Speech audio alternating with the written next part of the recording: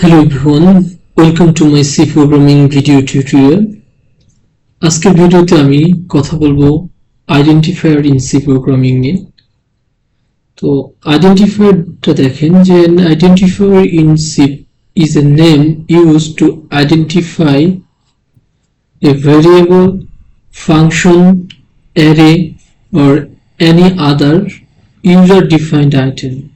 তার মানে আইডেন্টিফায়ার একটা নাম to identify a variable, function, array or any other user defined item যেগুলো আছে সেগুলোকে আইডেন্টিফাই করার যে নাম সেটাকে আমরা কি বলি identifier. Unlike reserve words means keywords। আমরা আগের ভিডিওতে যে 32 keywords নিয়ে কথা বলছি সেই 32 keywords কে reserve words অথবা keywords বলা হয়। Identifier are names that programmers choose themselves. এই রিজার্ভ ওয়ার্ড বাদে যে কোনো নাম কি করতে পারে প্রোগ্রামাররা চুজ করতে পারবে এবং কি করতে পারবে তাদেরকে আইডেন্টিফায়ার হিসেবে ডিক্লেয়ার করতে পারবে। তো rules for identifier only letters, I mean lowercase letter or uppercase letter, digits 0 up to 9 and underscore are allowed। মানে এই আইডেন্টিফায়ার গুলো ডিক্লেয়ার করার জন্য যেমন ভেরিয়েবল, ফাংশন, অ্যারে অথবা আমাদের স্ট্রাকচার, ইউনিয়ন যেগুলো ইউজার ডিফাইন্ড আইটেম আছে এগুলো নাম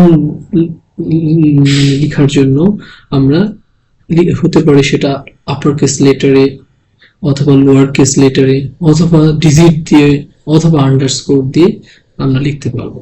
যেমন আমরা একটা ভেরিয়েবল ডিক্লেয়ার করব লাইক ইন্টিজার কলাম। সো এই কলামে আমরা কি করলাম লোয়ার কেস লেটার ইউজ করলাম। আমরা চাইলে আপার কেস লেটার লিখতে পারি যে ইন্টিজার এ। আমরা চাইলে এরকম লিখতে পারি ফ্লোট বি এ। এইভাবে আমরা কি করতে পারি আমরা ভেরিয়েবল ডিক্লেয়ার করতে পারি। আমরা একটা ফাংশন লিখব ইউজার ডিফাইন্ড ফাংশন। সেই ফাংশন যেমন ইন্টিজার অ্যাডিশন, এই অ্যাডিশন নামে একটা ফাংশন ডিক্লেয়ার করলাম। ওকে, এই ফাংশনের নাম কি অ্যাডিশন। তাহলে এই অ্যাডিশনটা আসলে ইউজার চুজ করবে কি নাম দিবে। এই ফাংশনের নাম চাইলে সে কি করতে পারতো শুধু অ্যাড লিখতে পারতো অথবা ছোট হাতের অ্যাড লিখতে পারতো অথবা ছোট হাতের অ্যাডিশন দিতে পারতো অ্যাডিশন অথবা অ্যাড 02 অথবা অ্যাড 1। এইভাবে কি করতে পারতো তারা এই আইডেন্টিফায়ার গুলোর নাম দিতে পারতো এবং এটাই পারবে তারা। হ্যাঁ, the first character must be letter or underscore। এবং এই আইডেন্টিফায়ার গুলোর নাম প্রথম যে অক্ষর সেটা obviously আপার কেস আর লোয়ার কেস ক্যারেক্টার হতে হবে অথবা আন্ডারস্কোর দিয়ে শুরু করতে হবে। শুরুতে কখনোই আমরা কি করতে পারবো না ডিজিট দিয়ে শুরু করতে পারবো না। আইডেন্টিফায়ার্স আর কেস সেনসিটিভ। এটা খুব গুরুত্বপূর্ণ একটা পয়েন্ট, কেস সেনসিটিভ। এই কেস সেনসিটিভ মানে আপার কেস লেটার এবং লোয়ার কেস লেটারের মধ্যে পার্থক্য আছে যে ইন্টিজার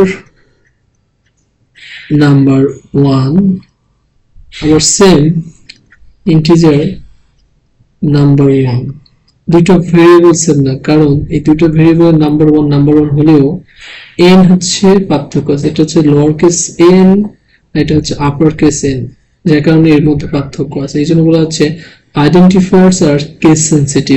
মানে মাই ভার এবং মাই ভার এই দুইটা একই আইডেন্টিফায়ার না, different identifier. Identifiers cannot be the same as reserve word like integer, return। আমি এই জন্য 32 keywords আপনাদের মুখস্থ করতে বলছিলাম অথবা জানতে বলছিলাম, কারণ আমরা আইডেন্টিফায়ার গুলোকে কখনোই রিজার্ভ ওয়ার্ড দিয়ে নাম দিয়ে ডিক্লেয়ার করতে পারবো না।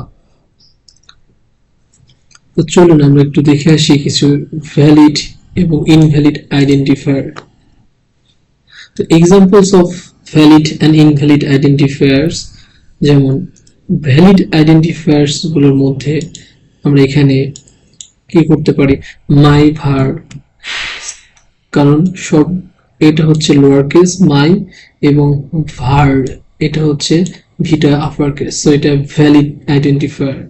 সাম ওয়ান, প্রথমে আমাদের লেটার দেন হচ্ছে নাম্বার, সো ভ্যালিড। আন্ডারস্কোর দিয়ে কাউন্ট, সো ভ্যালিড, প্রথম লেটারটা আন্ডারস্কোর হতে পারবে, সো এগুলো হচ্ছে valid identifier. But invalid identifier শুরুতে কখনোই নাম্বার থাকা যাবে না, so this is invalid identifier. Float, float হচ্ছে একটা reserve word, I mean keyword, 32 keywords এর মধ্যে ফ্লোট রয়েছে, দ্যাটস ওয়াই এই float not B A identifier. তো সো আজকের ভিডিও এই পর্যন্তই, থ্যাংক ইউ।